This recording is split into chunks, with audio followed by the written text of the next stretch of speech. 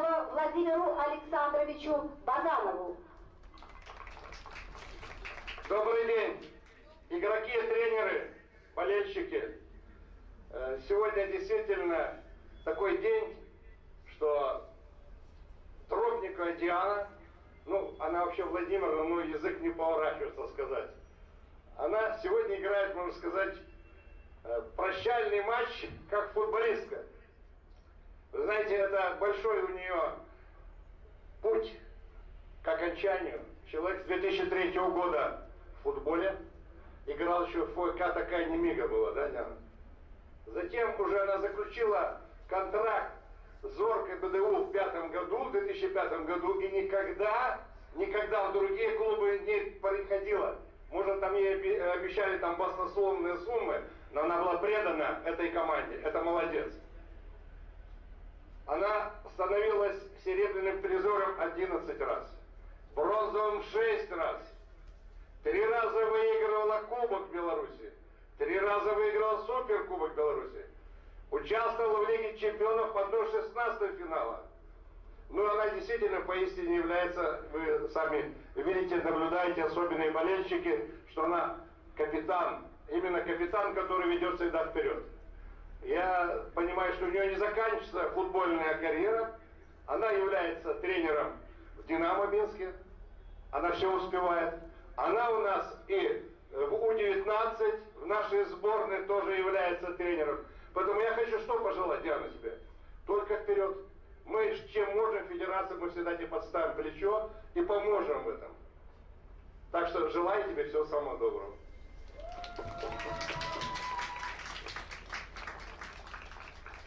Давай. Я думаю, что все будет.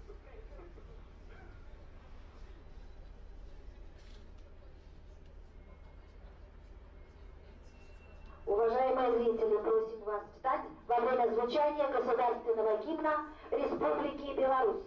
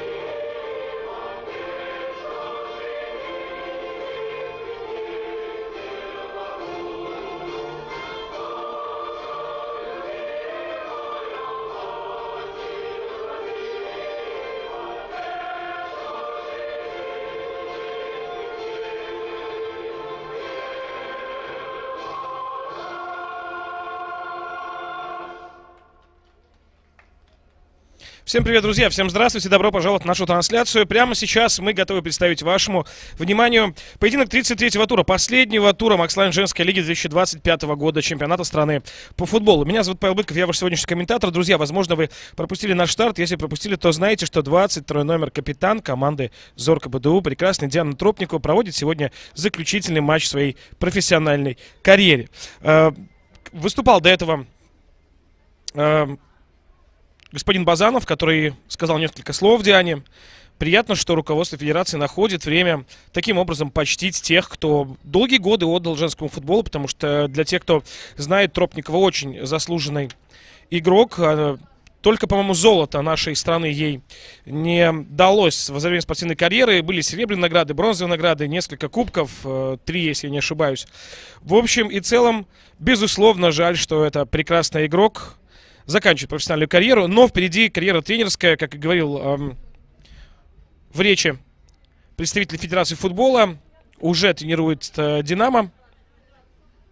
Давайте же, прежде чем начнется поединок, познакомимся с стартовыми составами. Начнем с команды АБФ У-19. Екатерина Крупник по номер 1 воротах, далее полевые по номерам. Кстати, Екатерина и капитан команды Федерации футбола составленная из девушек до 19 лет. Полевые по номерам. Номер 7 Любовь Корниенко, 8 Полина Якименко, 9 Василиса Адамович, 10 Мария Косиненко, Елизавета Марчук, 14 15 Виолетта Гузовская, 16 Валерия Василюк, 17 Дарья Дроздова, 18 Ульяна Шкароденок, 21 Антонина Михеенко. Главный тренер команды Александр Чайка. Теперь же про зорку БДУ. Вот сейчас на ваших экранах был состав команды. Позвольте, я тоже его озвучу. В воротах Татьяна Чистик под номером 1, 2 Анна Кашинская, 3 Татьяна Шишовец, 8 Дарья Иванчик, 9 Анастасия Попова, 10 Алина Щерба, 13 Екатерина Фролова, 19 Александра Самойлова, 20 Дарья Макейчик, 21 Диана Шмаровская и капитан команды 22 номер Диана Тропникова, который, напомню, этим поединком завершит свою профессиональную карьеру футболистки и перейдет к профессиональной тренерской карьере, в которой, мы надеемся, тоже будут заслуги и серебряных, и бронзовых наград и кубков, но, возможно, в качестве тренера золота чемпионата страны ей покориться. Да, сейчас вы слышали свисток. Позвольте, мы вспомним и, безусловно, о нашей прекрасной судейской коллегии. Сегодня главным судьей выступает Ольга Блоцкая. Помогает ей Михаил Зубров и Виктория Логинова. Четвертым судьей выступает Анастасия Олещенко. Инспектирует поединок Андрей Герасимук. Сложно сказать, если некая, давайте так разобраться, если некая интрига относительно того, нет ли положения вне игры, но, судя по всему, нет. Итак, продолжу свою мысль. Сложно сказать, есть ли то, что можно назвать интригой, потому что встречаются команды, которые на сегодняшний момент занимают 6-ю и 8-ю строчку в турнирной таблице. В случае победы Зорки БДУ команда, к сожалению, уже до 5-й позиции, до Динамо Брестского не дотянется никак, поэтому позицию не улучшит. В случае победы АБФ У-19 3 очка, и с учетом разницы забитых и пропущенных, ну, есть возможность потеснить Нафтан с 7 на 8 место, вплотную приблизившись все к той же Зорке БДУ. Вообще, конечно, чемпионат выдался довольно интересный. Очень ждем 12-ю команду в следующем чемпионате. Пока напомню, что профессиональная женская лига насчитывает у нас 11 коллективов. Поэтому, друзья, давайте пока оставим вот эти, скажем так, разборки турнирной таблицы позади и просто насладимся последним поединком, потому что, ну, кто-то скажет не последним, потому что вместе с нами сейчас идут и еще несколько других. Да, безусловно, но для этих команд это последний поединок в рамках чемпионата страны этого года. Пусть победит сильнейший. Безусловно, всем наверняка опасный момент. Нужно бить удар портом в дальнюю. Нет, вынос есть. Прекрасно. Все-таки это угловой или аут? Все-таки в аут отправляется мяч. Безусловно, каждому из коллективов хотелось бы завершить на красивой, достойной ноте. Завершить победой. Но победить сильнейший, хотя, опять-таки, нельзя исключать ничейного результата. Мяч из аута снова отправляется в аут.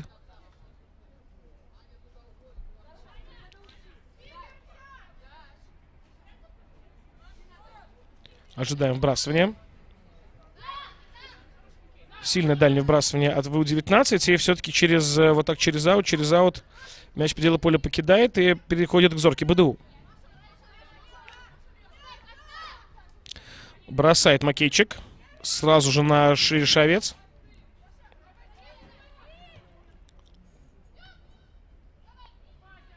Контрвыпад.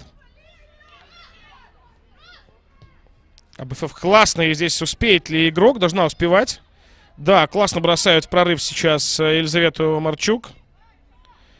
Марчук входит в штрафную. С острого угла удар и блестящий сейв в исполнении голкипера. Справляется с этим ударом Татьяна Чистик. Здесь, конечно, ближний угол. Кто-то скажет, ну должна была в любом случае забирать. Я бы не был так уверен.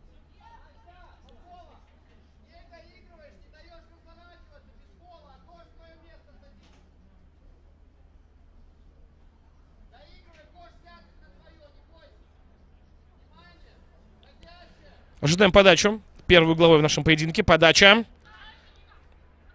Вынос. А подбор за кем остается? Делают все возможное девчонки из АБФ У-19, чтобы подбор остался за ним. Сразу это не получается. Однако вот так вот все-таки мяч в пределы поля покидает и зарабатывает аут. Команда хозяек площадки.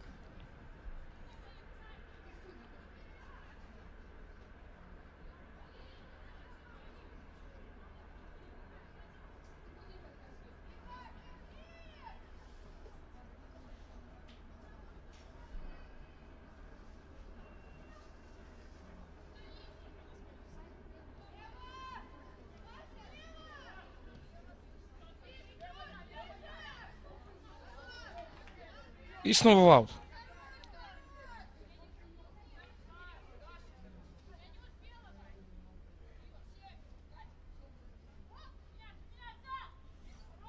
Заброс. Скидка головой.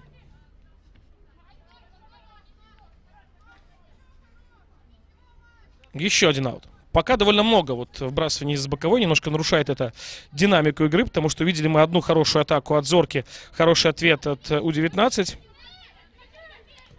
Сразу заброс по правому флангу в надежде на забег пятерки. Но здесь никак Шерешовец не успевала бы к этому мячу. Снова аут.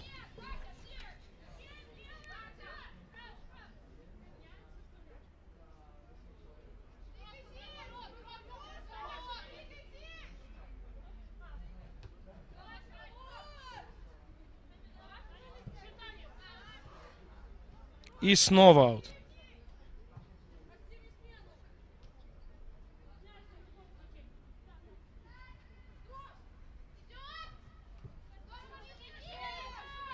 Вынос.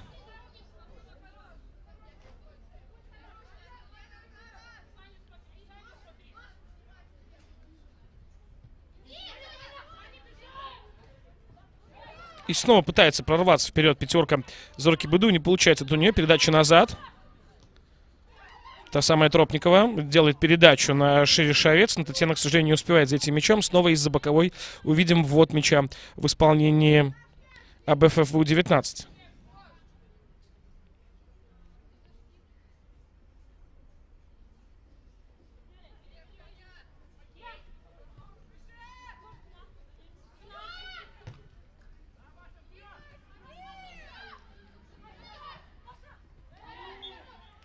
Нарушение правил. Игра остановлена. Стандартное положение в пользу Зорки. Сразу быстрый розыгрыш. Передача на Макейчик. Макейчик через фланг. Неплохо на Шерешовец, но там не смогла в эпизоде переиграть Антонину Михеенко.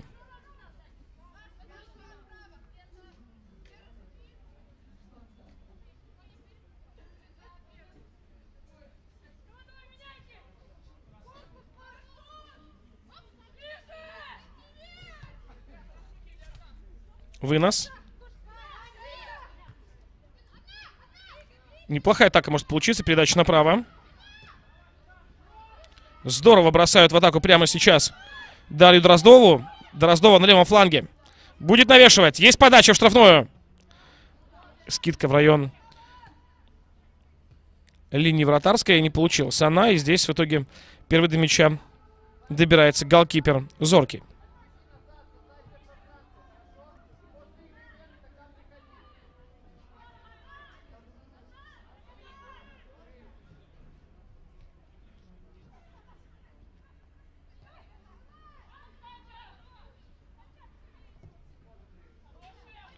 Подача в штрафную, но здесь надежно действует оборона. Скидка головой и сразу вынос. Хорошо начинается атака. Здесь главное успеть быть девятке. Не успевает, к сожалению. Не была готова Василиса Адамович. Хотя у Адамович прекрасная стартовая скорость. Не смогла, не успела. Да, здесь неприятно получилось. Не получилось, как хотела Якименко аут выбросить. Я думаю, что случайность. Конечно же, просто мяч, наверное, скользкий. Все-таки погода, сами видите, какая. Не совсем футбольная, если позволите.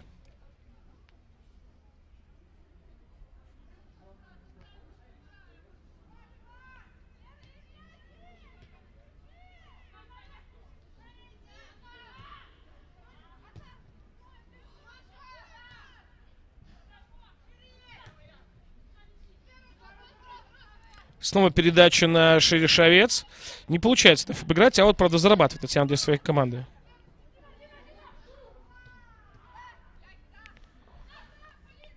Здорово играет оборона АБФФ.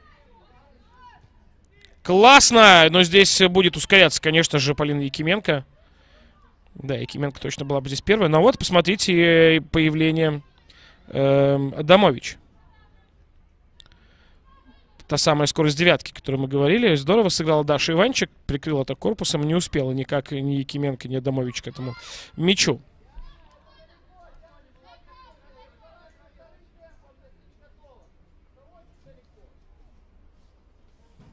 На ближнего защитника, направо. Делает передачу Екатерина Крупник. Неточная передача. И аут в пользу Зорки БДУ.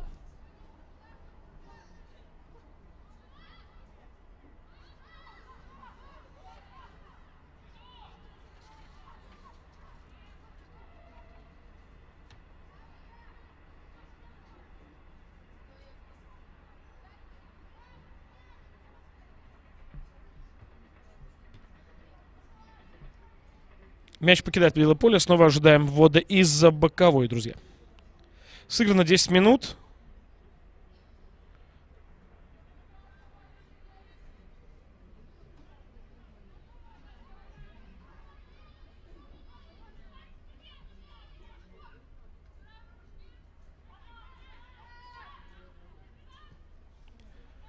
Передача в центре поля. Здесь ищут вариант для развития атаки Зорко БДУ. Довольно низко опускается в эпизоде Татьяна Шерешовец, чтобы развивать атаку своей команды. И включает в игру Татьяну Чистик. Чистик покидает пределы штрафной площади.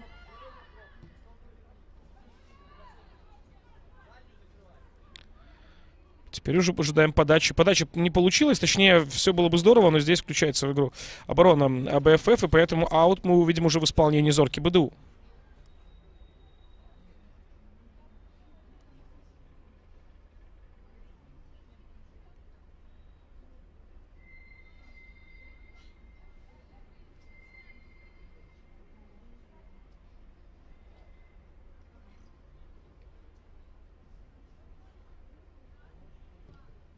Подача!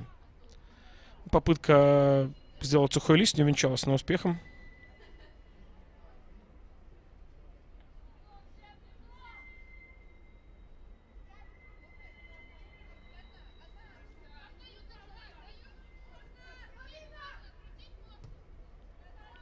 Показали нам повтор.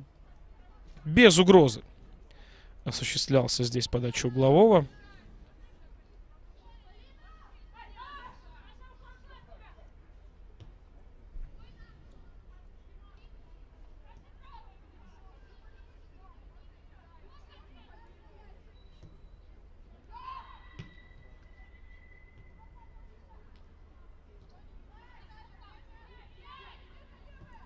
Подача в штрафную. Первый голкипер на мяче. Без продолжения пока, друзья. Несмотря на то, что вроде бы и были какие-то у нас острые подходы, удары, не могу сказать, что игра прям отличается динамикой. Думаю, что вы со мной в этом отношении согласитесь. Ни в коем случае мы не будем здесь говорить о некой усталости команд, потому что все-таки сезон, а это 32 игры сейчас, 33-я, это, безусловно, на высочайшем уровне немало. И это, напомню, не считая кубковых поединков, еврокубков. Ну, в данном случае о еврокубках говорить нельзя, потому что команды в них не выступали, но надо понимать, что нагрузка на спортсменов колоссальная, с учетом того, что это не единственный турнир. Не говоря уже о тренировочном процессе, о выездах, что все это тоже, давайте признаемся, накладывает свой отпечаток. Тем не менее, физическая форма команд вызывает уважение. Возможно, просто, не знаю, можно ли здесь говорить...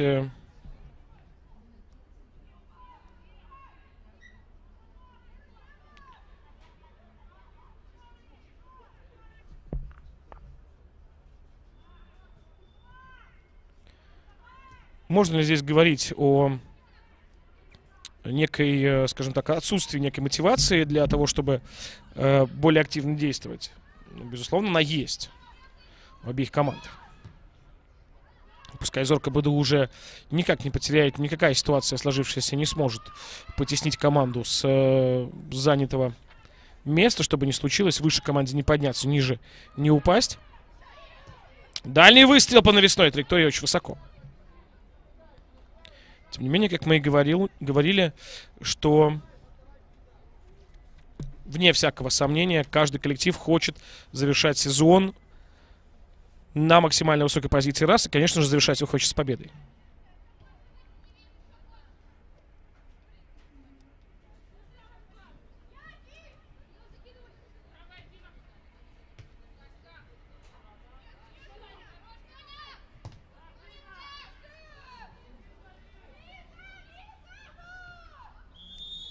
Вне игры.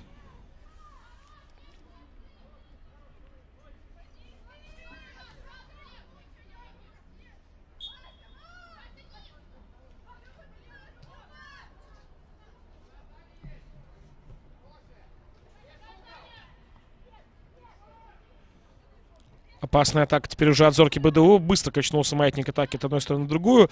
Заброс такой, но Мяч все-таки вышел, да.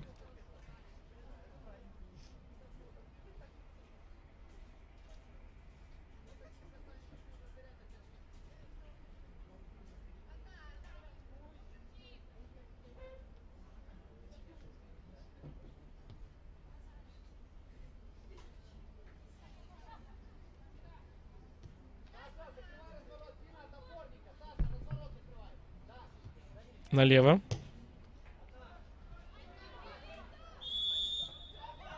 И вне игры снова. Снова вне игры.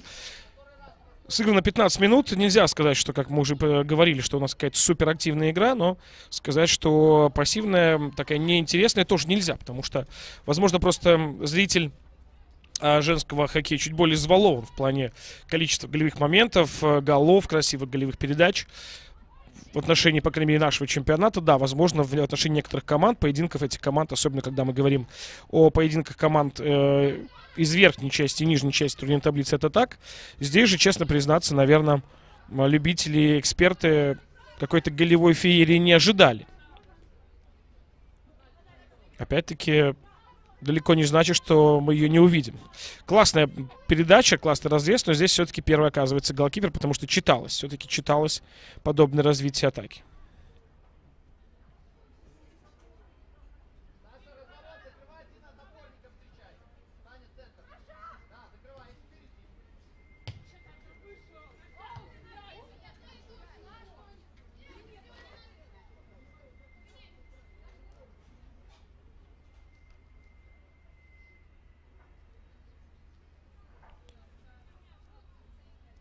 Ожидаем очередной аут в исполнении АБФФ. Дальний заброс. Отбивается большими довольно силами Зорко БДУ и быстро переходит из обороны в атаку. Здесь немножко подзависли в центре поля. Вынуждены включать в итоге игроков обороны в эту схему, потому что быстро свободных зон не оказалось впереди, куда можно было бы направить мяч.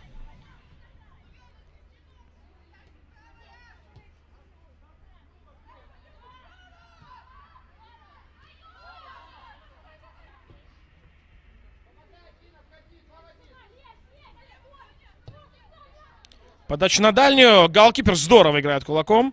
Здесь не решается дальше выходить. Понимает, что защитник почистит. И не только почищает игроки обороны, а даже выводят на неплохую позицию. Появляются свободные зоны. Прямо сейчас перед Василисой Адамович. Та выкатывает передачу дальше. Мчится туда к Корниенко. Но никак не успевает.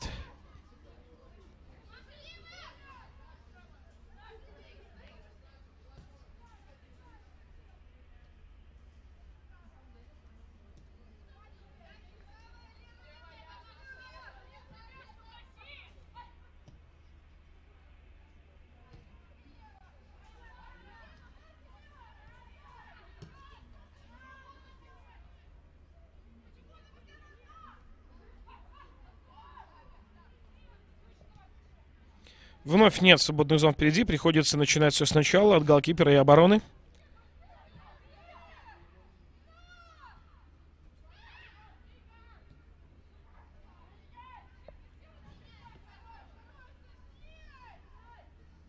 Нужно время подумать. Прекрасно понимаю Татьяну Чистик в этом эпизоде. Хорошая проникающая передача. Сразу отрезали линию атаки, но в итоге пришлось возвращаться назад. Не получается. Довольно плотным низким блоком обороняется сейчас команда АБФФ.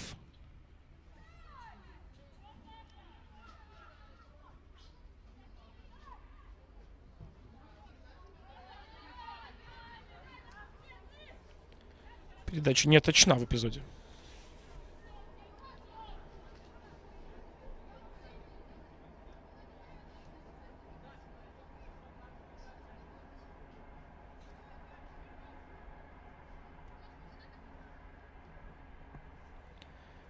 Передача направо снова. Все начнется с обороны. Пока можно двигать мяч вперед.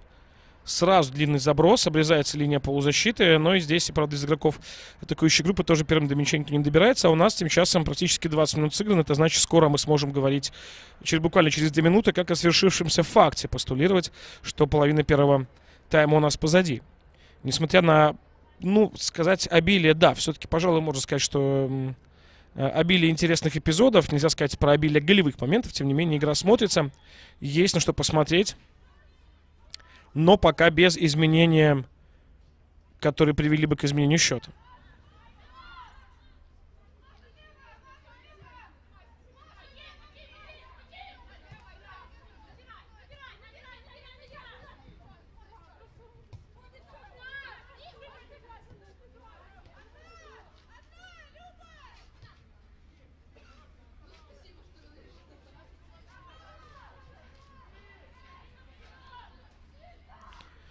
Подача, это передача, здорово.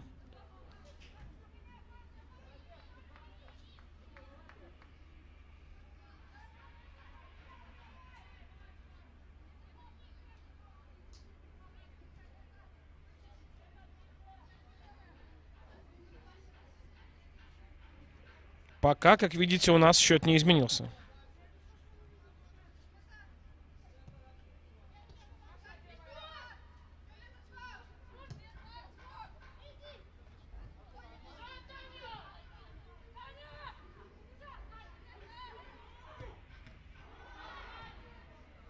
Хороший эпизод, но, к сожалению, не завершается он для Зорки взятием ворот.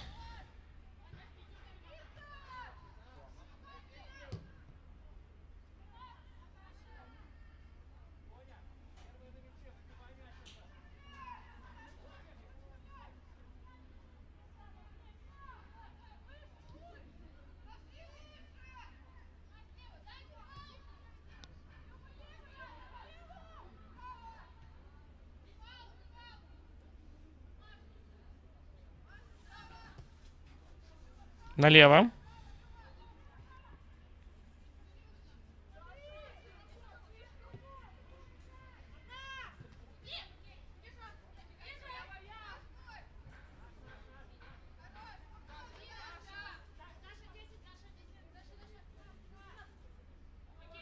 Снова аут.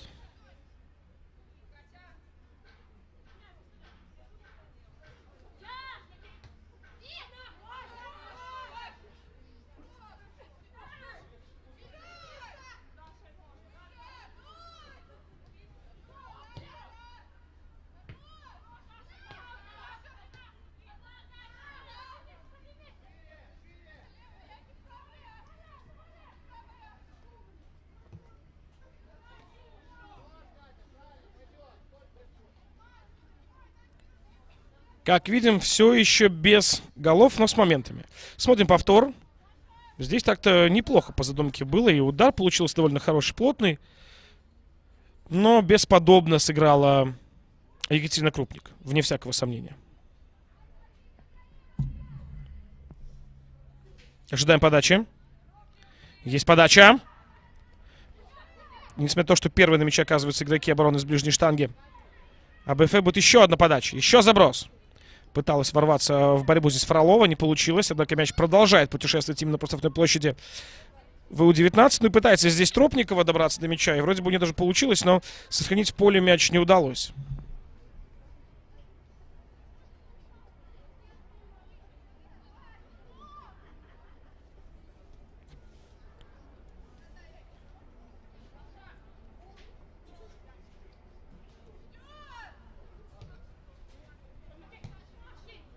Передача. Пас неплохой, но по задумке здорово. Однако здесь первыми оказываются на перехвате, что логично абсолютно. Девчонки из АБФФ. Есть справа свободная зона. Передача идет в центр налево, но здесь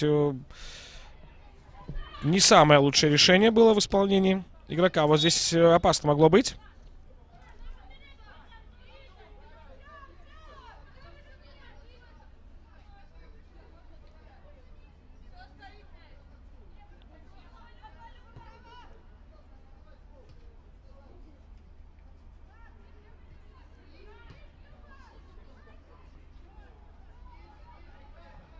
И вновь аут. Не самая активная у нас игра. Давайте в этом признаемся.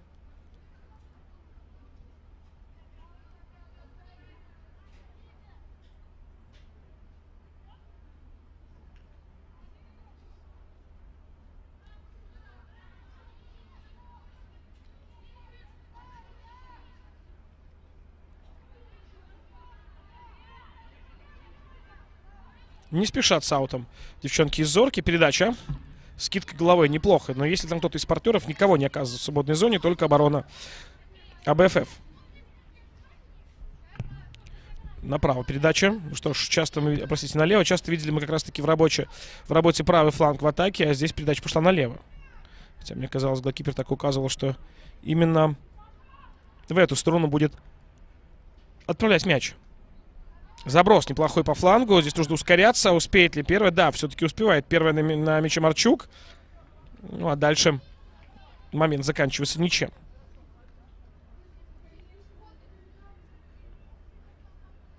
Отворот. Передача на центрального защитника. Перевод. А видимо, что здесь начинается высокий прессинг в исполнении АБФФ. Ну, так просто не отобрать мяч у Татьяны Шерешовец. Тащит Шерешовец, хотя ни на сантиметр не отступает от нее. 21 номер нужно бить с левой! Рядом. Со штангой очень плотно получилось по выстрелу. По удару прямо хорошо. Чуть-чуть точнее, чуть-чуть левее. Я не исключаю, что... Ну, немного было бы шансов у Екатерины Крупник, даже вытянувшись в струнку, добраться до этого мяча. Но здесь повезло команде АБФФ У-19. Мяч прошел в считанных сантиметрах от штанги.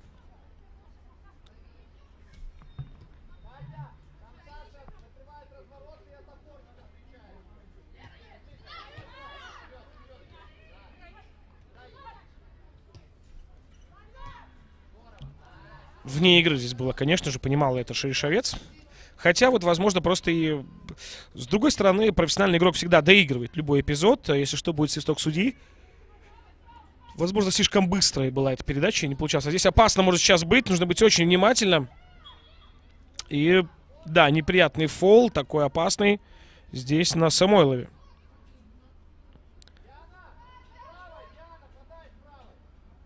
Да, Самойлова пострадала. Показывает рефери, что, пожалуйста, не спешите по свистку.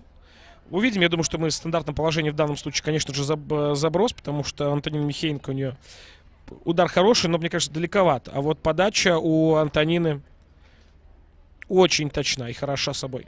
Давайте посмотрим, удастся ли ей исполнить в своих лучших традициях эту навесную передачу и сможет ли кто-то откликнуться на втором этаже.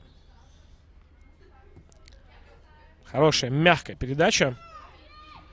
Несколько девчонок сразу кричат, но, к сожалению, плотная группа игроков не дает пробить траектории прямой. Приходится искать навесную, а здесь не преуспели футболистки атакующей группы Зорки БДУ. Быстрая передача от Крупник направо.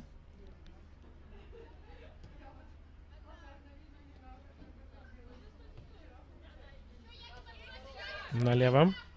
Неплохо, хорошая перепасовка. Хорошо разворачивается здесь игрок обороны. И в итоге аут зарабатывает футболистки АБФФ У-19. Без малого полчаса, друзья, пока без изменения по счету.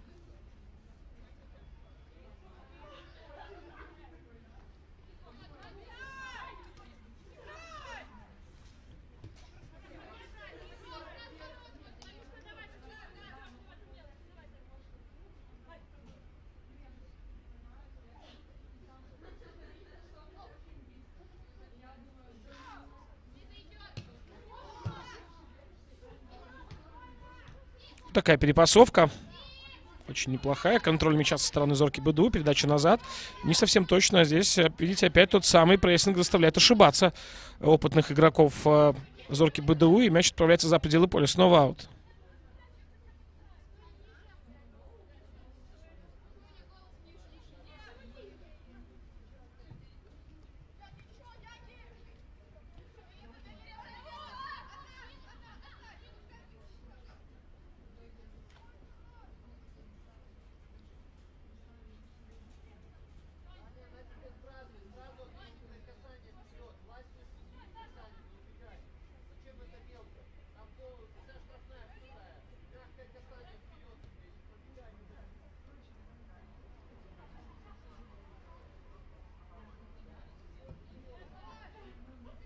Заброс по правому флангу. Не удается добраться игрокам атакующей группы АБФ первым до мяча, поэтому вновь тот становится легкой добычей голкипера Зорки БДУ. Перевод сразу начало атаки направо, и вновь быстро выдвигается команда в надежде на ошибку. Уже не раз получалось в этой ситуации. Видите, то отбор, то ошибка здесь хорошо разворачивалась, очень здорово пыталась развернуться на пятачке буквально Василиса Адамович, немножко не получилось. Давайте признаемся честно, что вот этот прессинг, который быстро организовывает на чужой половине поля АБФ У-19, дает свои плоды. Раз за разом видим, что не так просто из-под этого прессинга выходить Зорки БДУ, хотя команда из очень опытных игроков слева. Выстрел, но здесь Екатерина Крупник блестяще вытягивается в струночку и фиксирует мяч сразу же.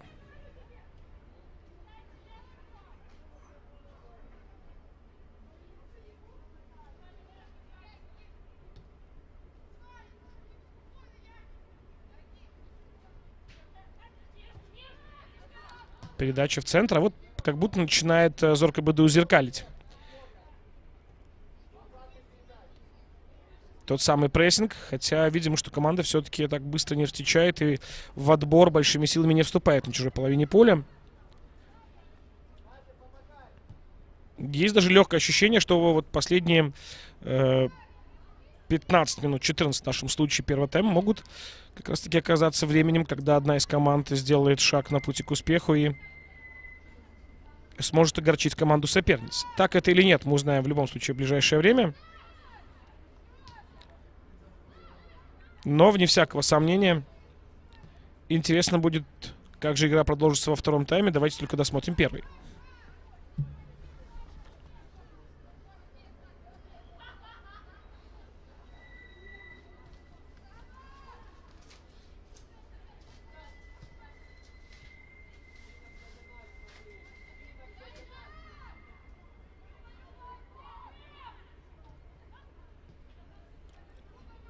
Вновь обращаем внимание, посмотрите, как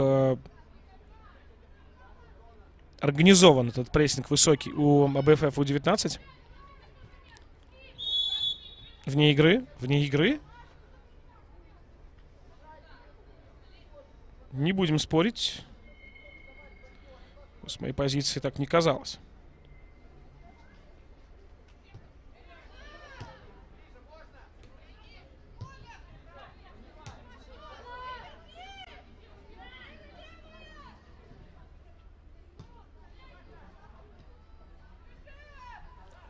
Хороший прорыв уходит. Посмотрите, как здорово. Переложила сначала влево, потом вправо ушла Василиса Адамович от двух игроков обороны. Атака продолжается. Адамович снова получает мяч, пытается развернуться. Не получается это сделать, надо разворачиваться. Нужна передача, возможно. Здесь казалось, что уже отвоевала мяч, но в итоге мяч достался довольно быстро Екатерине Фроловой. Та отправляет его за пределы поля. Чуть больше 10 минут до конца первого тайма.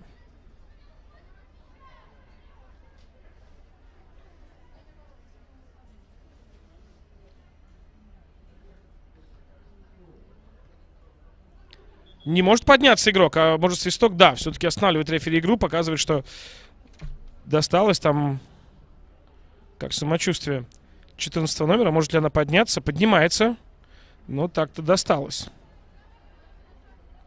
Не задела Елизавете Марчук.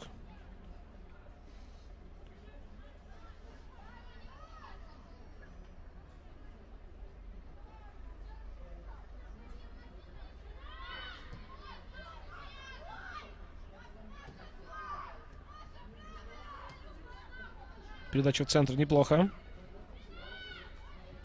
В корпус. Здесь поиграла так Лиза Марчук. Обидчица в корпус. По-моему, это была именно она. Ну, а мы видим, что Диана Тропникова добралась до мяча, сделала передачу, получила обратную. Не подталкивали ли Диану здесь? Нет, дает рефери играть. Хотя мне казалось, что Тропникову здесь все-таки так подтолкнули не совсем в рамках правил. Приятно наблюдать, как быстро перестраивается АБФ У-19. То команда предлагает высокий прессинг. Как только мяч оказывается на их половине, довольно плотно начинает обороняться и при этом тоже преуспевает. Вот сейчас передача прошла, однако была слишком сильной. Придется все начинать сначала. Атака не завершается ничем. .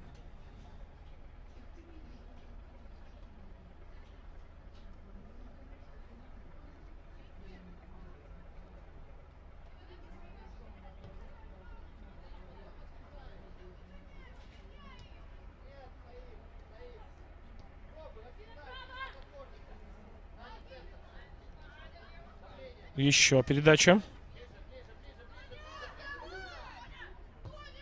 Опасно было. Пришлось сделать передачу назад, да. Вроде как в передаче в центр не читалось, да и партнеров по команде не было. Лучше назад в этом ситуации.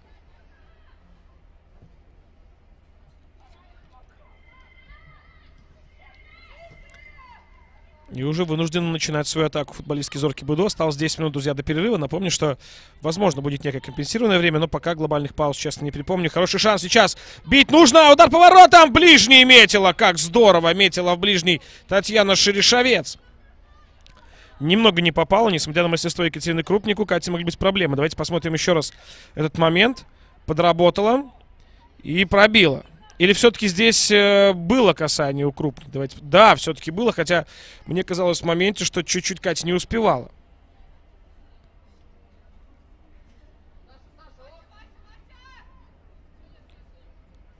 Самойлова.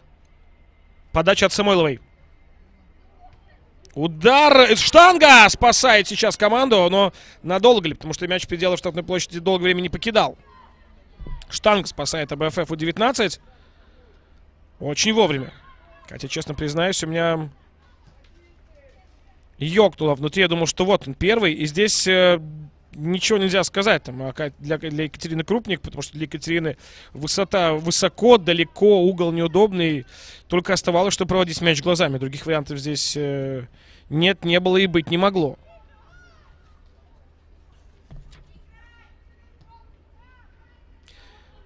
Обменялись передачами в эпизоде здесь. Игрок обороны и голкипер.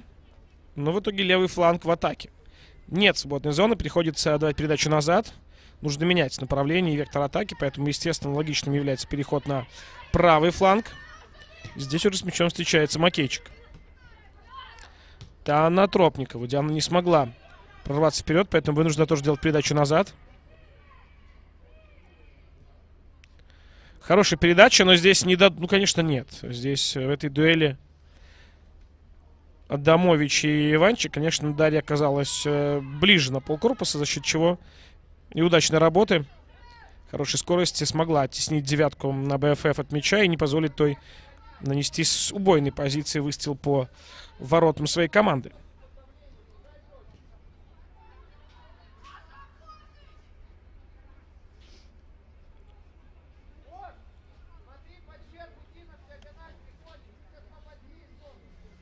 Семь минут до перерыва. Пока нет ощущения, что команды доигрывают. Пока все здорово. Но давайте признаемся, у нас так, в принципе, ну, начало поединка было не самое динамичное. Можно ли сказать, что сейчас появилась некая динамика? Ну, как по мне, вопрос довольно открытый.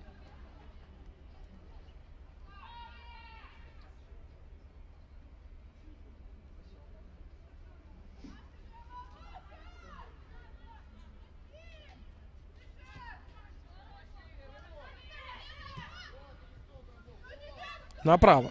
Снова на Шерешовец. То и не получается. Ну и видим, вновь плотно играет Елизавета Марчук, хотя Лиза довольно низко опускается сейчас для того, чтобы предотвратить возможные атаки соперниц.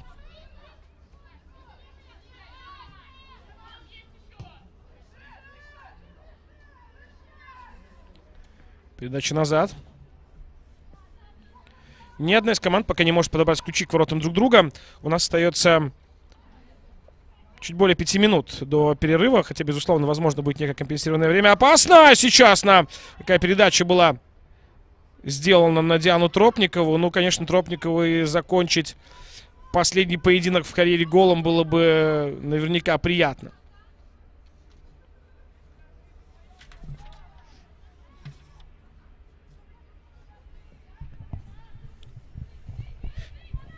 Надо искать продолжение. Находится, но, к сожалению, только в передаче назад.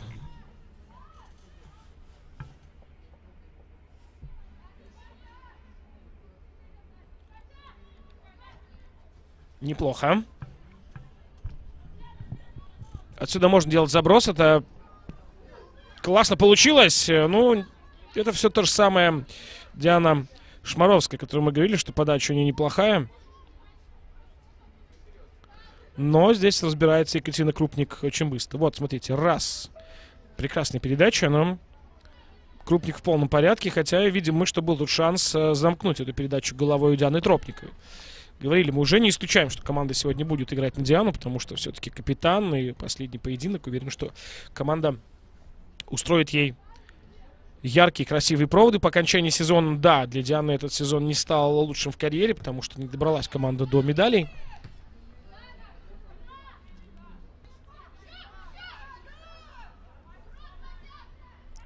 Перехват здесь делает в итоге передачу. Адамович получает обратную. Пробить вряд ли отсюда можно. Нужно дальше. Нет положения вне игры. А есть положение вне игры, да. Вот и мне казалось, что там можно доиграться до вне игры. Так и случилось, к сожалению.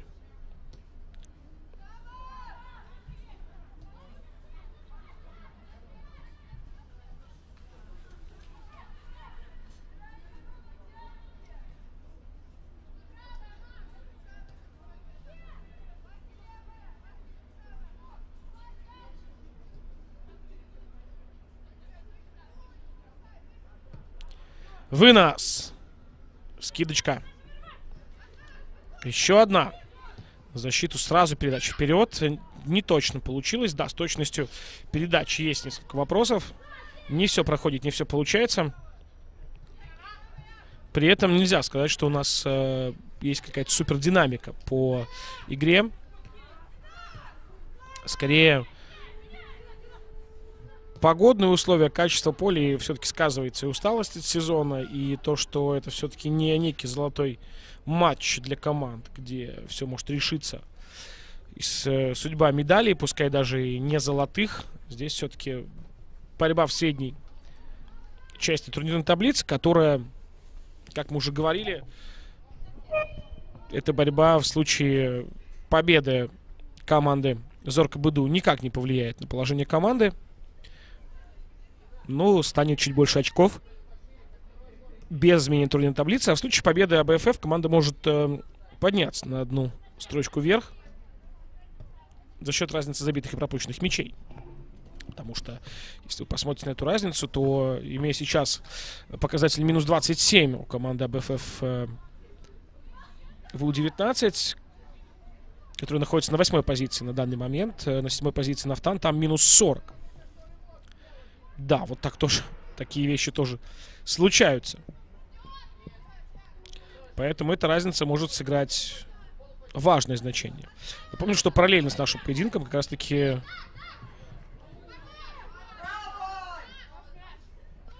идут еще два.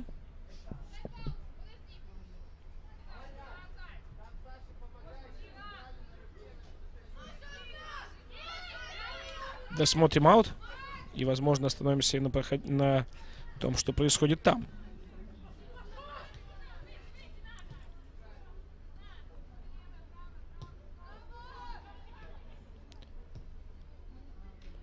Хотя, пожалуй, есть смысл подвести итоги уже в паузе между турами.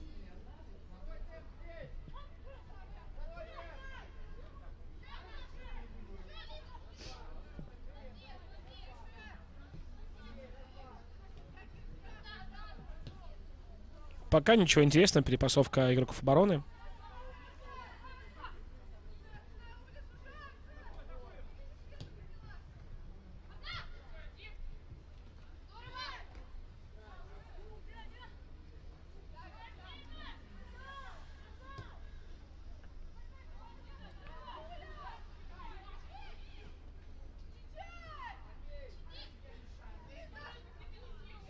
Итак, друзья, у нас последняя минута. Все-таки давайте остановимся. У нас пока по нулям. Белшина проигрывает Брестскому Динамо 0-3. Ну а Нафтан играет против Витебска. Там пока по нулям. При этом, что у северянок уже есть красная карточка. Удар по воротам! Блестящий игра голкипера.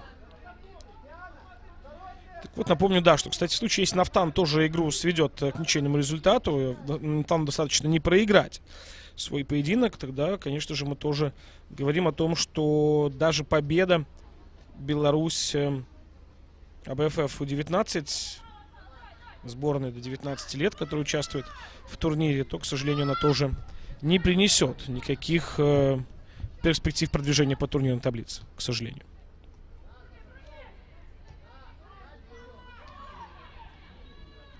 Выстрел поворотом, заблокирована защитой. А здесь и все. На этом не стал главный рефери Ольга Блоцкая добавлять, компенсировать время. Первый тайм сыгран. Ну, в принципе, наверное, игра шла к тому, что нужно ее останавливать, дать всем передохнуть, тренерским штабам провести диагностировку и замены. Может быть, после этого станет поактивнее и порезультативнее. Как бы там ни было, друзья, мы уходим на короткую паузу. Не переключайтесь, скоро мы продолжим поединок буквально через 15 минут.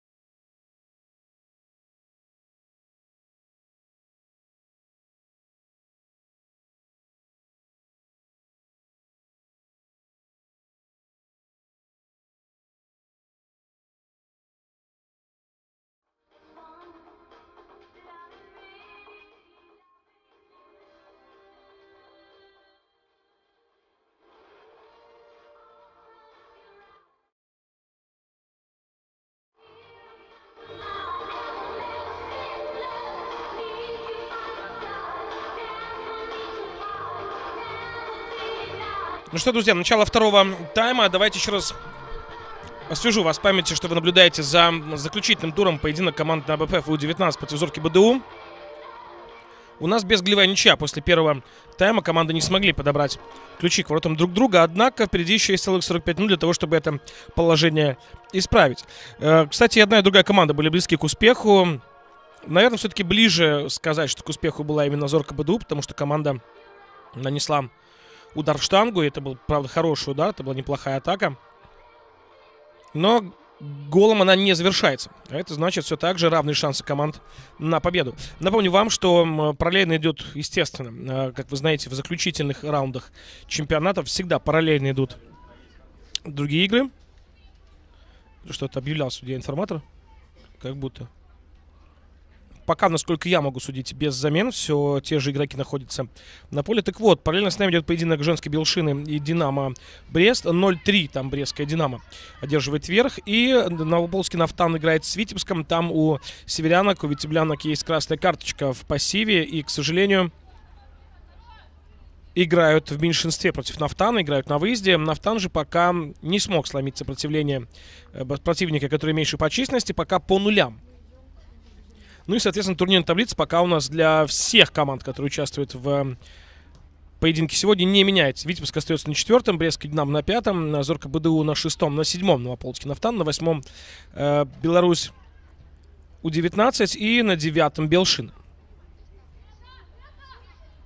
Каковы будут изменения по итогам дня, мы тоже с вами, конечно же, проговорим. Ну и для тех, кто только, возможно, сейчас подключился к нашей трансляции, напомню, что начинался наш поединок до гимна. Вышел представитель Федерации футбола, господин Базанов, и поблагодарил за игру Диану Тропникову, которая завершает сегодняшним поединком свою профессиональную футбольную карьеру. Переходит к тренерской деятельности. Подача со стороны АБФ. Бить надо головой! Здорово! Все красиво и правильно. Абсолютно здорово здесь сыграно в эпизоде Дарьи Дроздовой.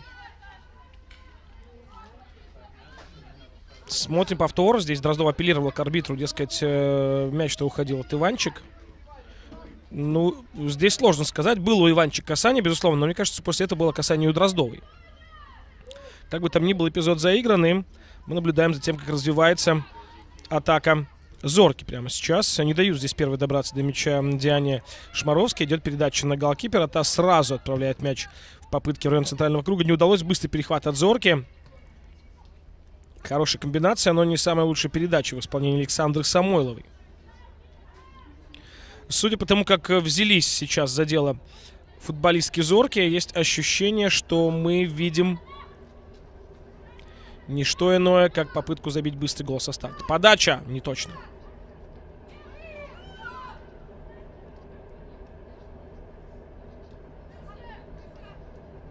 Да, очень активизировали сейчас футболистки Зорки. Подача в штрафную. На месте Екатерина Крупник.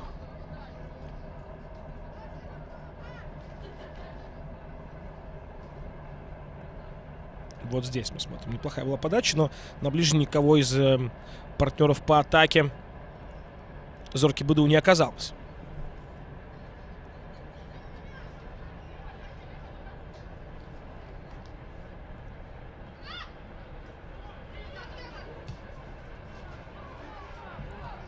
Здесь тоже никого из атакующей группы нет. Начинает атаку своей команды Татьяна Чистик. Передача во фланг. Хороший обыгрыш от Шмаровской. И сама тащит в надежде пробить. Но здесь хороший отбор демонстрирует нам сейчас никто иной, как Валерия Василюк. Валерия сразу пытается сделать проникающую передачу. Передача получается, адресата, к сожалению, мяч не доходит. Дает продолжать атаку главный рефери Ольга Блоцкая.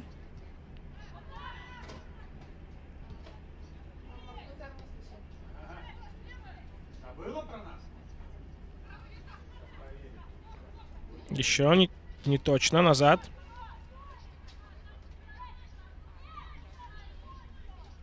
Бить можно. Классный выстрел, но мяч взмывает вверх. И от штанги закатывается в ворота. Вот это да. Но здесь опять-таки Катя Крупник, вопросов нет.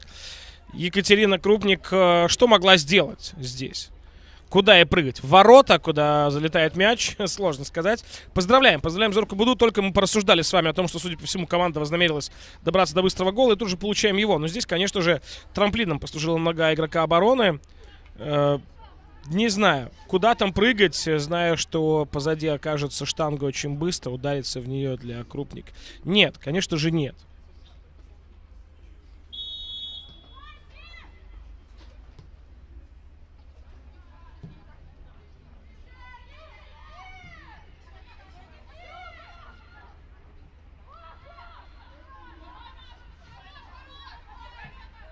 Сразу контратака, контрвыпад такой интересный был сейчас от команды соперниц. Быстро пытался ответить АБФ У-19. Да, здесь положение вне игры, конечно же, зафиксировано.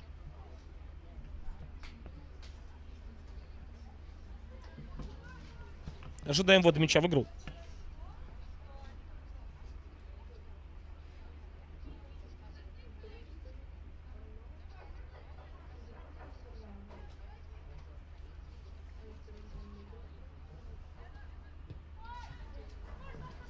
На голки пройдет передача.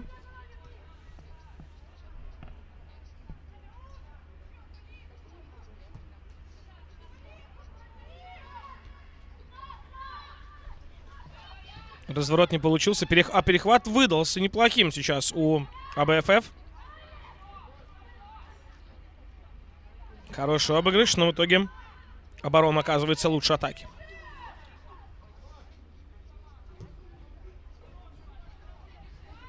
Никаких проблем у голкипера здесь, конечно, нет. Мяч шел не очень сильно, прям по позиции стражи ворот, поэтому никаких сложностей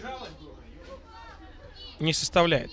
Учитывая, друзья, что уже 52-я минута, я думаю, что после 60-й мы с вами вполне можем увидеть замены.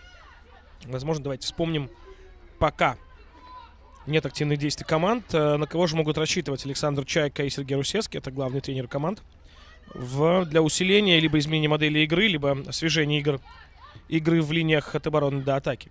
В распоряжении Александра Чайки совсем короткая скамейка в виде Виктории Витман под номером 3, Карины Тарановой под номером 4, Виктории Жирко 19 и Валерия Вержбицкая 22. Что говорить про Сергея Русецкого, рулевого Зорки Буду, здесь, конечно, возможности куда больше. Сразу два голкипера, это Анна Ковалевич и Виктория Крылова. Ковалевич 15, Крылова 26. И полевые: Анастасия Игруша 3, Виктория Плесюк 4, 16 Виктория Береснева, 17 Анастасия Лобашова, 18 Юлия Игнатьева, Маргарита Гончарова 23 и Кристина Смоловская 24. Это те, кто может появиться еще сегодня на газоне в составе Зорки БДУ.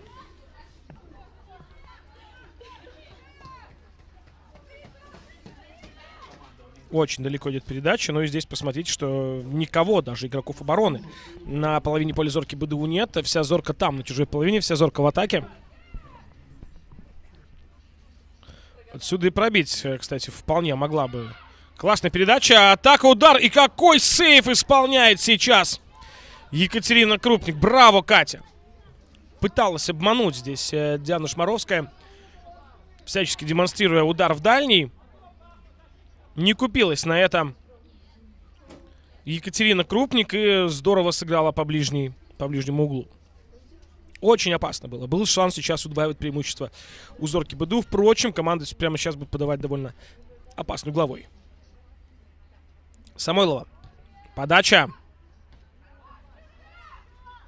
Блестяще играет оборона на штанге. Самойлова будет подать еще. Самойлова подает еще раз. И снова на штанге оборона не подводит команду. Офсайд показывает, судя по всему, рефери. У нас небольшая пауза.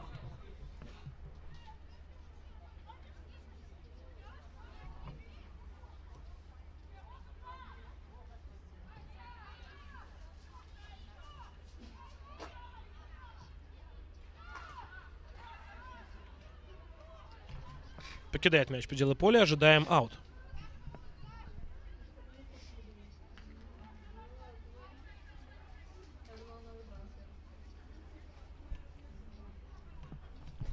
Не торопится АБФ. Передача, еще один аут мы увидим.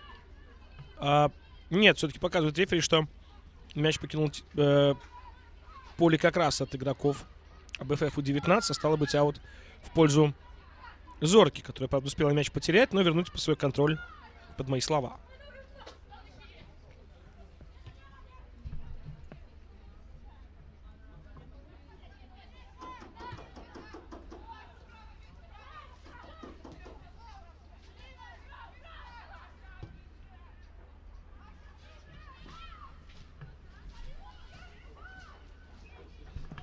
Очень неплохая комбинация получается сейчас у Зорки БДУ. Есть проход по флангу, оставляют партнеру. Здорово. Бить можно. Отсюда точно может заряжать. Здорово заряжает, сильно заряжает Диана Шмаровская.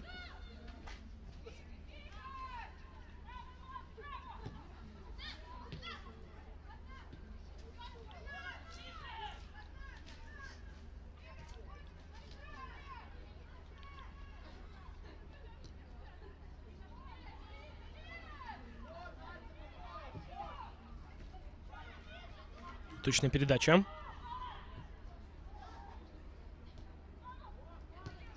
Какая вот сейчас классно было. Нет положения вне игры. Шеришовец бьет поворотом. И снова какой сейф исполняет. Ну что творит Екатерина Крупник. Снова пытаются обыграть его ближние. И снова на высоте оказывается Екатерина. Просто браво. Очень здорово сузил угол атаки. А вот, кстати, первая замена. Видим мы, что появляется Виктория Витман. Меняет она, если не ошибаюсь, я Ульяну Шкароденок. Про Ульяну мы не так часто вспоминали во время эфира. Ну, что ж, посмотрим, как Витман справится со своей задачей на поле. Пока 0-1. Без малого сыгран уже час общего игрового времени. Ну и стало быть, у нас сыграно 11 минут, почти 12 второго тайма. Подача. Был удар в падении. Здесь заблокирован удар. Еще один удар. Выносить. Конечно, выносить от греха подальше. Там разберемся. Нужно, пока была паника в рядах обороны, нужно было вынести мяч, дать возможность девчонкам выдохнуть и перестроиться по позициям.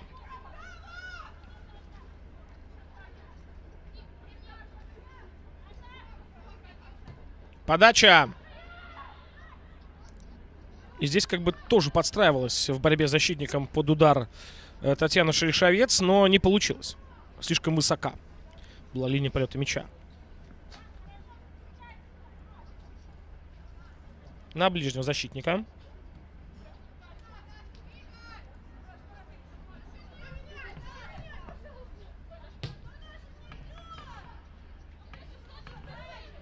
Очень опасный перехват, передача. Бить нужно! Перекладина, еще удар! Ну а теперь без шансов. Ну а теперь без шансов, да.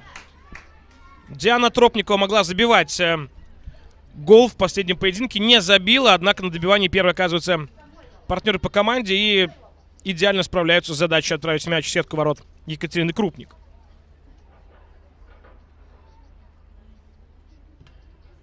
Посмотрим вместе повтор. Вот удар. Без шансов. А здесь подстраивается лево и... Ну, как будто могла Екатерина взять этот мяч. Не получилось. Александра Самойлова. Мы как раз со Самойловой, с моей коллегой, говорили, что, дескать, если ждать активных действий, то от Александры Самойловой. Дождались. 0-2. Зорка продолжает атаковать большими силами. Тропникова выкатывает под удар. Ну, конечно же, будет получать обратно. Все понимают, что команда будет играть на капитана, чтобы та могла почувствовать радость забитого гола и в последнем поединке в своей карьере.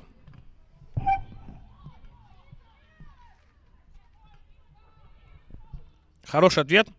На фланге накрутили. Нужна передача. Передача проходит, а вот до удара вроде бы и дело дошло. Но в итоге только угловой.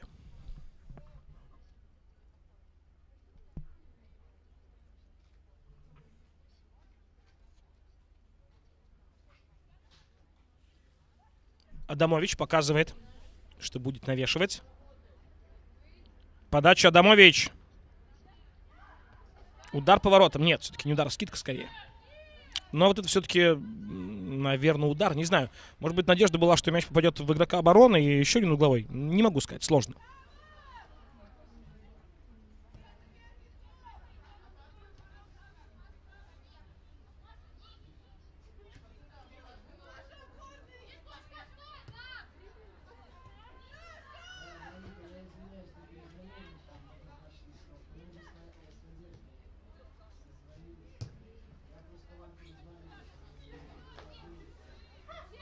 Друзья, час игрового времени позади.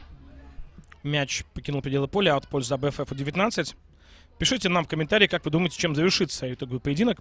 Вижу, что нас смотрит более полусотни любителей женского футбола. Спасибо вам за то, что выбрали нашу трансляцию, потому что напоминаю, что сегодня есть что посмотреть в формате нашего чемпионата, и, безусловно, не только.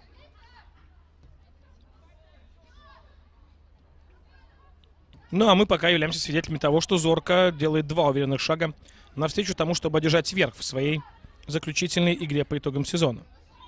Да, здесь сбивают капитана Зорки БДУ Тропникова на газоне.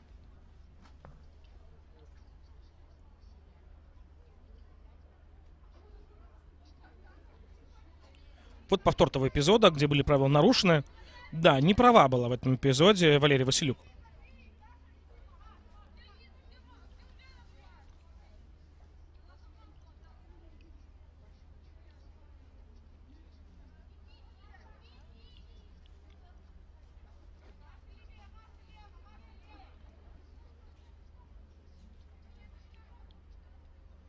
Показывает главный рефери поединка расстояние, дистанцию, которую нужно занять футболисткам. И ожидаем отсюда вполне себе. Макич точно может пробить отсюда, прям не сомневаюсь.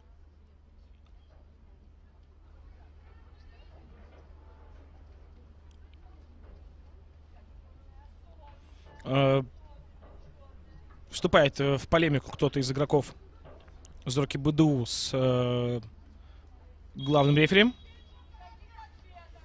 Разбег, удар! Блестящая игра Екатерины Крупник.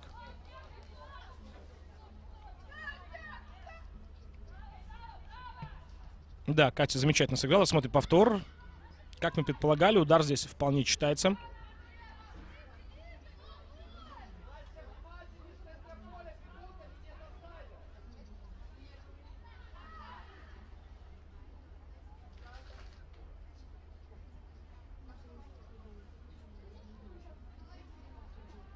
А вот польза БФФ. Давайте же, друзья, посмотрим, что происходит в других поединках, которые идут параллельно с нашим, потому что некоторые из них все-таки могут повлиять на расклад в турнирной таблице. Пока же они не влияют. Все так же Нафтан не может сломить сопротивление северянок. Везде у нас 62-я, 63-я минута плюс-минус, потому что начинается в одно и то же время игры для того, чтобы добавить интриги в происходящее, чтобы ни одна из команд не знала результат предыдущий и, соответственно, не могла подстраиваться. У всех была мотивация биться до конца. Ну и пока мы с вами точно видим, что команды остаются на тех же местах в турнирной таблице, на которых находились. В случае победы Нафтана команда тоже не поднимется уже выше 7-й строчки, однако нужно понимать, что даже ничья для Нафтана гарантирует 7-е место. В противном случае Нафтану нужно проигрывать витеблянкам, которые в меньшинстве. Ну а, как вы понимаете, в нашем поединке команде АБФ У-19 нужно забивать 3 Зорки БДУ, потому что ничья в У-19 не устраивает как факт.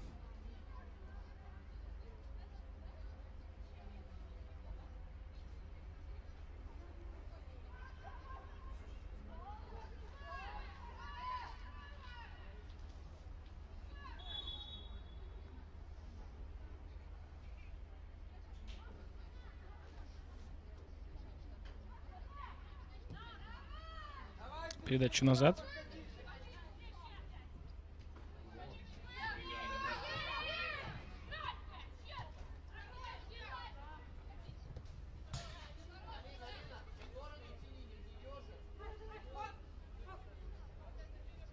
Ждем аута. Видим мы довольно большую группу футболистов, которые разминают. Судя по всему, готов к освежению игры и тренерский штаб Зорки БДУ.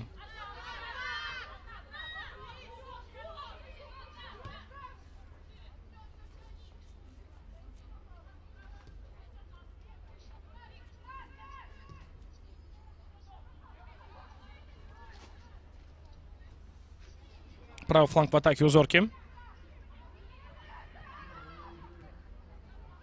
Отсюда бить можно. Удар, блокировка защиты.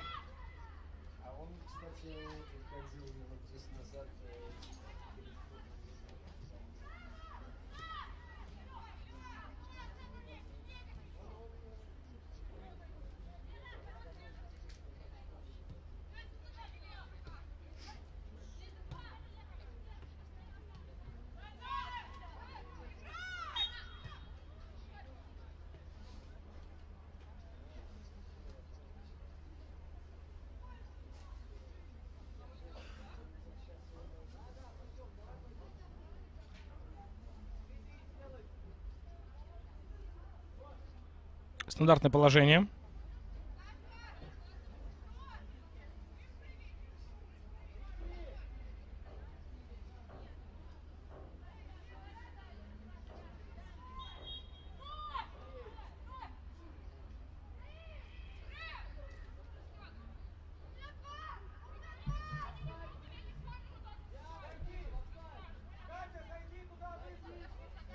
Ждем подачу.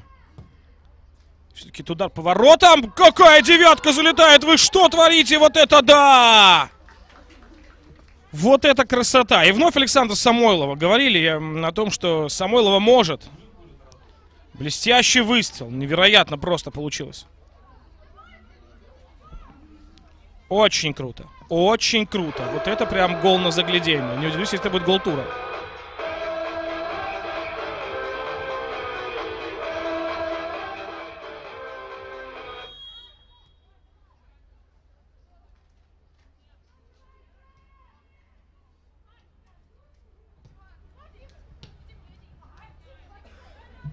Гол в ворота команды АБФ забила Александра Самойлова, номер 19.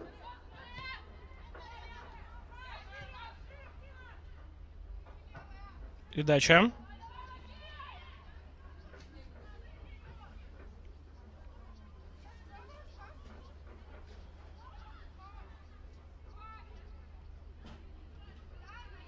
Назад передача. Но уже Зорко сделала свое дело. 4 гола вряд ли можно забивать. Ну, вряд ли смогут девчонки из АБФ У-19. Нужно забивать 4, чтобы иметь только шанс потенциальный на то, чтобы в рамках турнира добраться чуть выше в турнирной таблице. При том, что, ну, Нафтан себя чувствует неплохо в большинстве и делает все возможное, чтобы все-таки северянок додавить.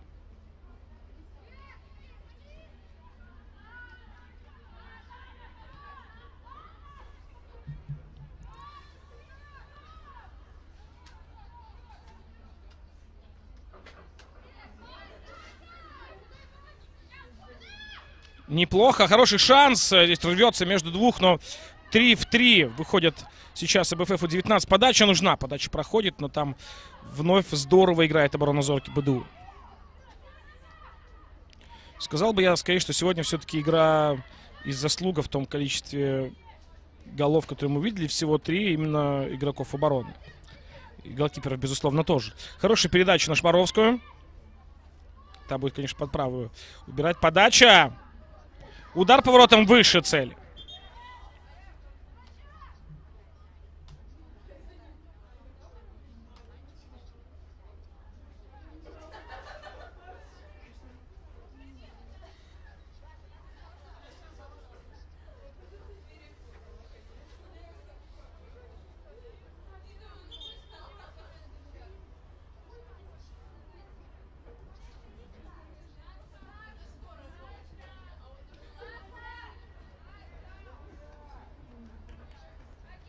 И вот и замена, друзья.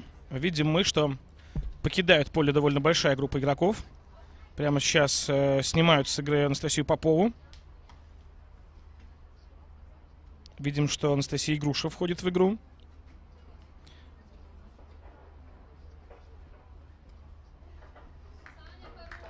Видим мы появление Анастасии Лобашовой. Да, освежают игру. Тренерский штаб Зорки БДУ.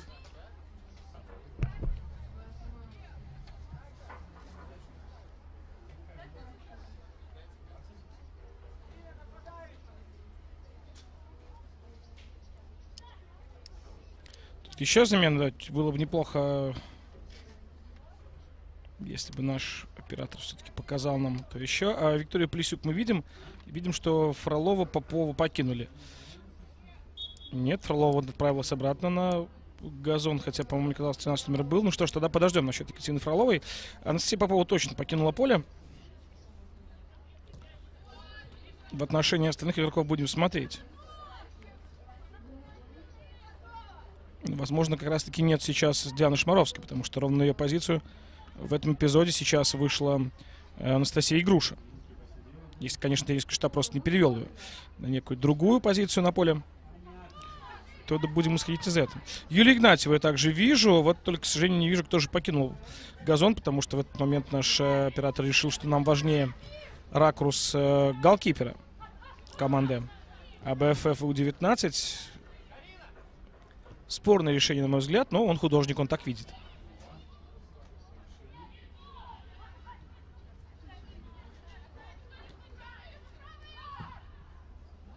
Сильный прострел налево, туда на Игрушу.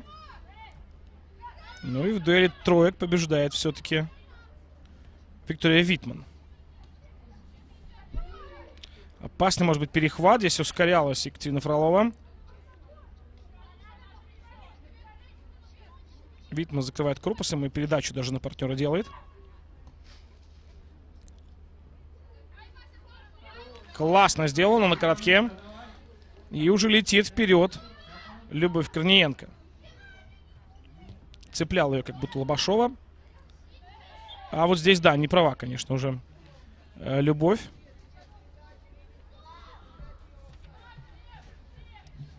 Чуть менее 20 минут для того, чтобы исправить положение АБФФ У-19. Но, честно признаюсь, это катастрофически сложная задача.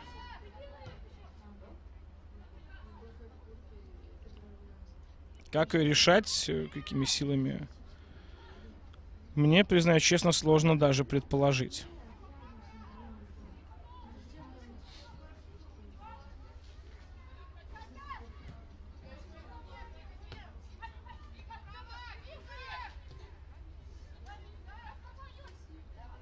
Подача будет. Есть подача от Лобашовой. На капитана. Здесь нужно разворачиваться как-то 22 номеру. Решает на ней разворачиваться. А на Щерба. Подача Щерба на дальнюю. Здорово! Но это вне игры.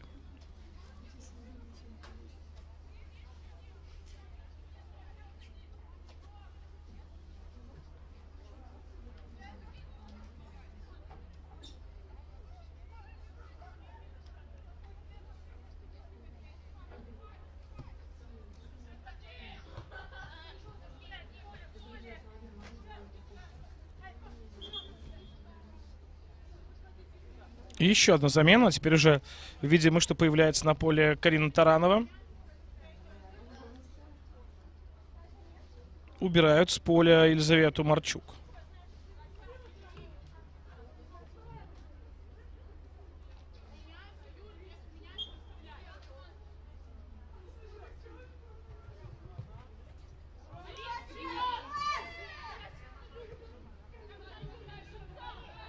Много борьбы, все-таки делает передачу в этом эпизоде. Получается у Корниенко, но мяч отправляется за пределы поля, к сожалению.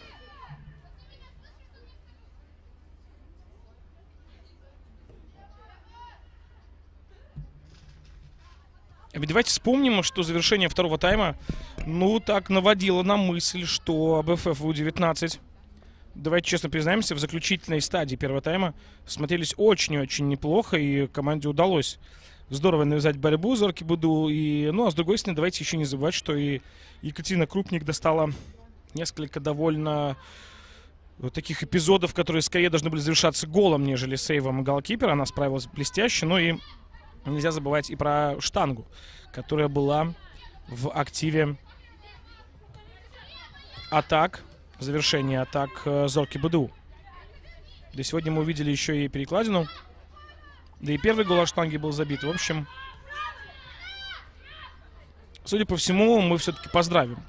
Когда главный рефери нашего поединка Ольга Блодская даст свисток, поздравим с успешным завершением карьеры Диану Тропникову. Напомню, что это последний поединок капитана Зорки Буду в форме этой команды. И, в принципе, последний поединок в спортивной профессиональной карьере. Вне всякого сомнения, желаем Диане новых свершений, новых высот. Верим, что и как тренер она себя покажет с не менее блестящей стороны, с которой она показала себя как игрок. Получает право на угловой сейчас АБФФ У-19. Видимо, что отправляется к угловому флажку Василис Адамович.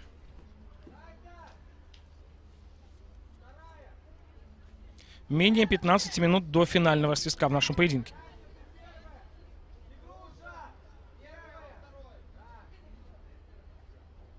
Подача.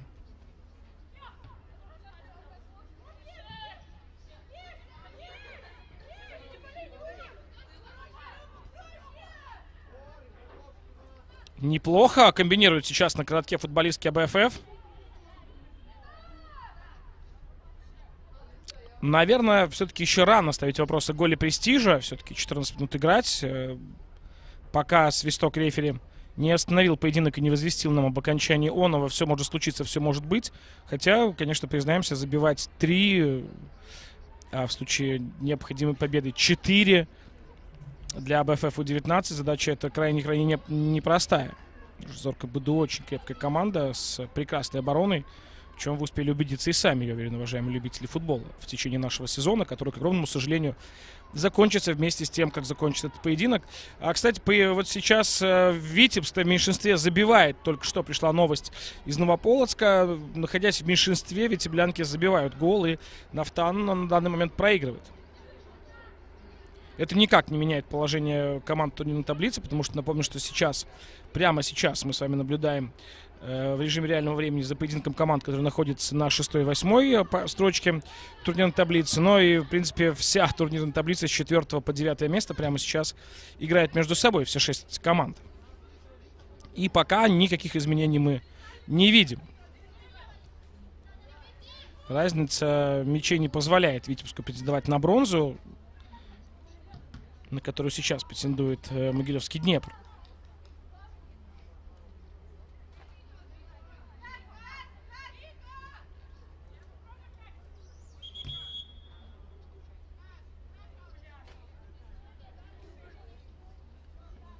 Напомню, что это последние поединки, 30-е игры команд. Прочие были уже сыграны. И разница забитых пропущенных в Витебске, конечно, совсем другая, нежели у Днепра. Но то, что витеблянки так себя показывают в игре в меньшинстве, это, безусловно, не может не восхищать.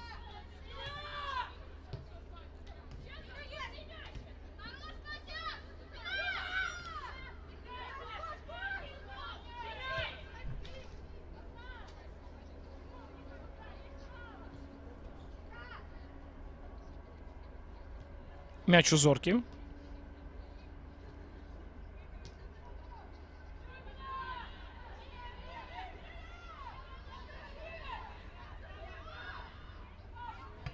В деле правый фланг.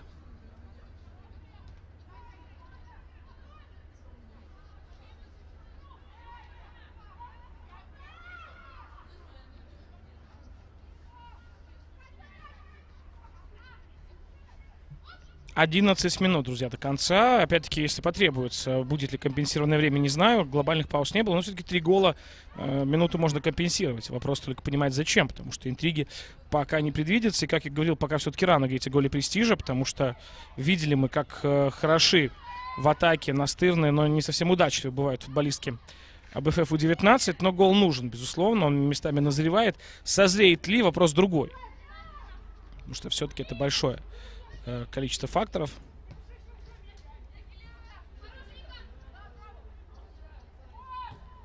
Здесь должно сложиться многое. Опять-таки курьезные, мы сегодня видели и красивейшие голы от Самойловой, и курьезные голы. Разного было сегодня. 3-0 к 80-й минуте. Правый фланг, будет подача навесная, есть.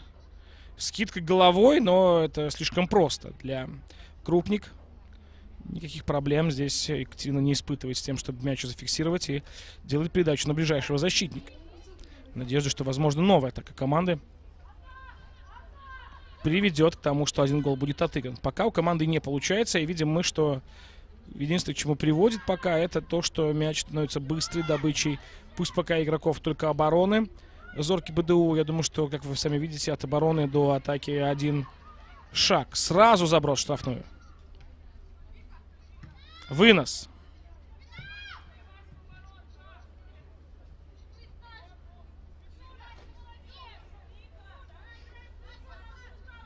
Снова аут. Я думаю, что если вы смотрите нашу трансляцию с самого начала, вы видели, что у нас, в принципе, очень много в первую 10-минутку атак и всего прочего завершалось как раз-таки тем, что мяч оказывался за пределами поля, именно за боковой линией. Много аутов, это сбивало динамику. Сейчас, видимо, что стало получше с контролем. Не так много уже мы видим моментов, когда игра вынуждена останавливаться, и динамика игры, конечно же, проседала. Сейчас чуть иначе.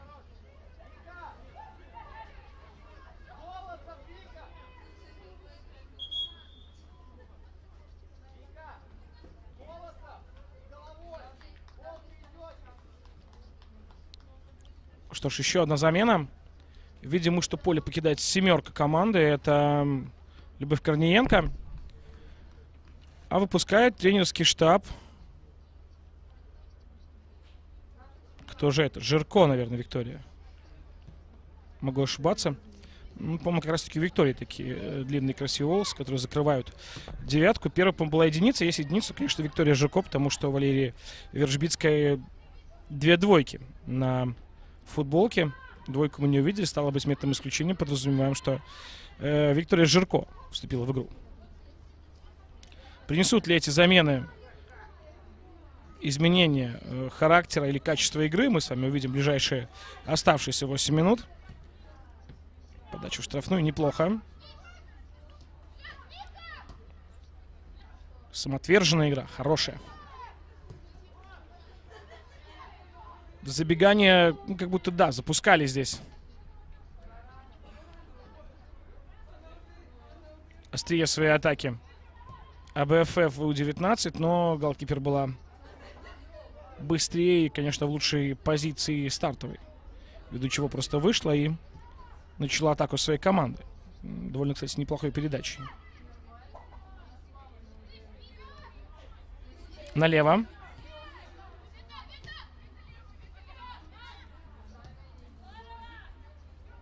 Подавать нужно. Есть подача. Но есть и оборона. На дальнюю, а на дальней никого. Кроме Шишовец, который мяч сохранила и атаку своей команды продолжает. Заброс в район 11-метровой и чуть ближе туда, метрах, наверное, в 13 от ворот.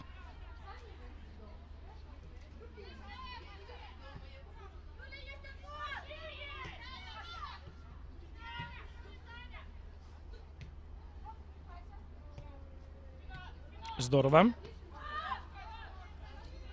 И подбор, посмотрите, как классно получилось здесь. Ну, передача-то все-таки, наверное, была от Игруши. Но Игруша вернула мяч под свой контроль и выкатила очень неплохую передачу на Фролову. Удар поворотом выше цели.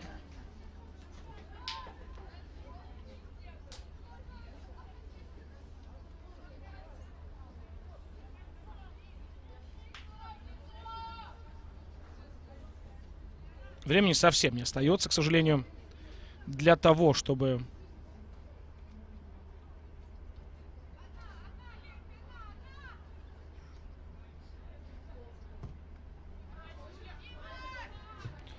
ну, а Нафтан тем часом пропускает еще один гол. Сейчас становится 0-2 в пользу северянок.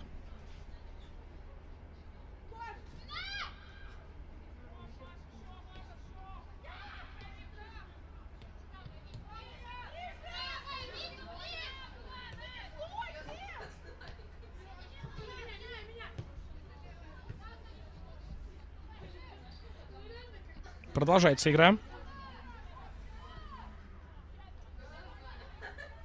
Ну и не успевает, да, тяжело, конечно, уже тяжело. Дарья Дроздова не успевает за этим мячом.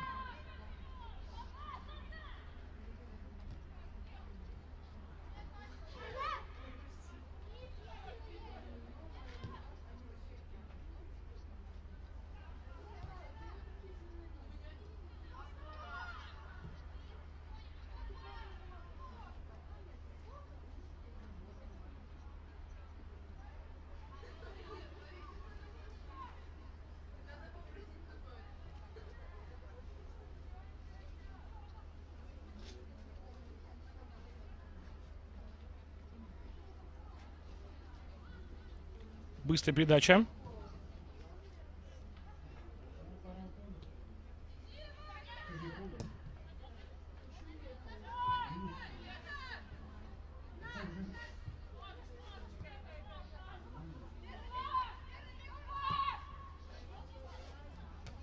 Скидка неудачная.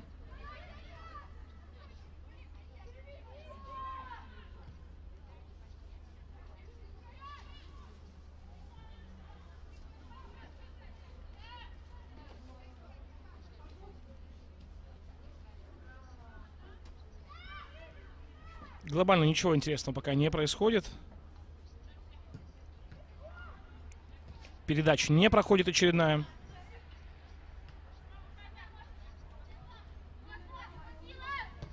Подача на дальнюю. А здесь неплохо, кстати, тоже передача была, заметьте, на Диану Тропникову, которая, напомню, проводит хороший выстрел, но поспешила, не дала опуститься как следует и не подстроилась Анастасия Игруша под летящий мяч, и атака не завершается взятием ворот.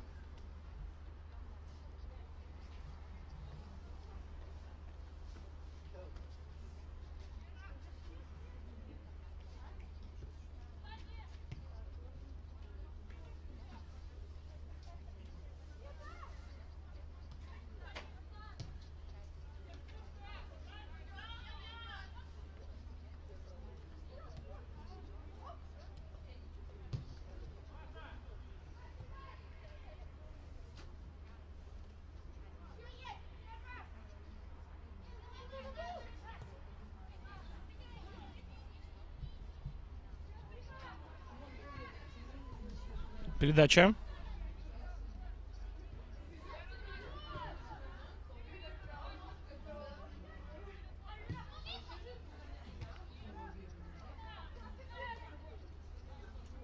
Ждем еще одну передачу. Есть налево. Свободную зону хорошо встречается с мячом в этом эпизоде. Тройка команды. И делает Игруша передачу дальше. А здесь уже не так хорошо получилось. Хотя посмотрите, как Игруша успевает везде, Анастасия. Чуть более 2 минут до конца, друзья. Ну, опять-таки, без учета компенсированного времени. Будет ли оно? Вопрос пока открытый.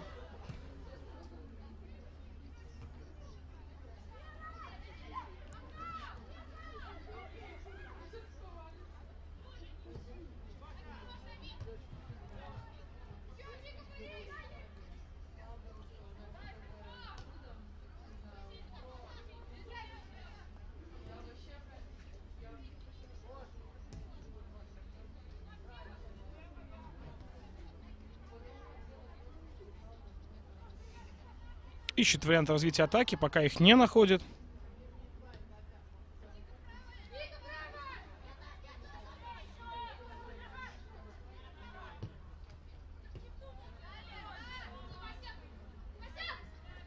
Борьба.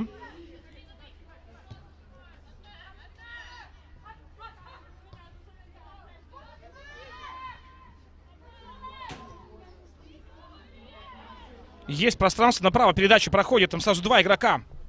Есть куда двигаться. Подхватывает Плесюк, подачу нужно делать. Есть подача в районе 11-метровой. Врывается, головой бьет Фролова, но не точно, к сожалению. Хороший мог быть финальный акцент.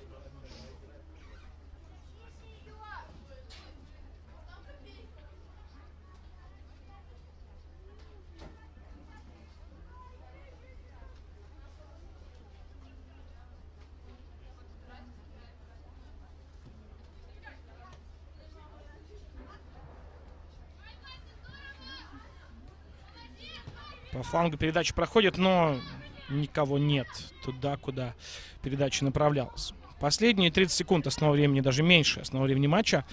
Будет ли некое компенсированное время? Посмотрим. Может, еще один гол? Удар блестящий. Снова штанга, вы посмотрите. В 3-й раз Крупник выручает штангу, судя по звуку. Не поверю, что таким металлическим звуком мяч уходил от самой Екатерины. Давайте проверим. Смотрим. Кажется, все сложно сказать, друзья. Но мы отмечаем, насколько Екатерина Фролова заряжена на борьбу. Это просто что-то невероятное.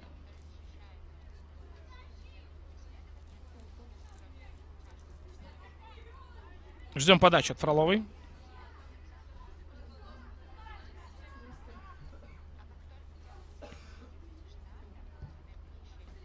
Подача.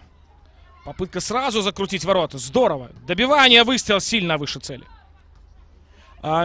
Думаю, что раз мы уже 91-й доигрываем, все-таки было некое компенсированное время. Возможно, оно осталось за пределами внимания нашего уважаемого оператора, который работает на площадке, друзья. Непосредственно на стадионе находится, поэтому... Да нет. Возможно, минута была и компенсирована, но свисток рефери Ольги Блоцкой ставит точку в нашем чемпионате и ставит точку в нашем поединке. Хорошая была игра. Поздравляем Зорку БДУ с победой в конце сезона. Ну и, конечно же, поздравляем Диану Тропникову с тем, что команда побеждает в ее последний поединок в большом профессиональном футболе. Друзья, увидимся в новом сезоне. Это был классный чемпионат. Спасибо всем нашим болельщикам, всем болельщицам, абсолютно каждому, кто смотрел наши трансляции, переживал, писал. Спасибо вам. Знаете, что все, что происходит сейчас, этот футбол, все это для вас, наши уважаемые болельщики. Спасибо за сезон и до новых встреч. Меня все так же зовут Павел Быков. Я буду рад увидеть вас на поединке, который откроет следующий сезон. До встречи, друзья!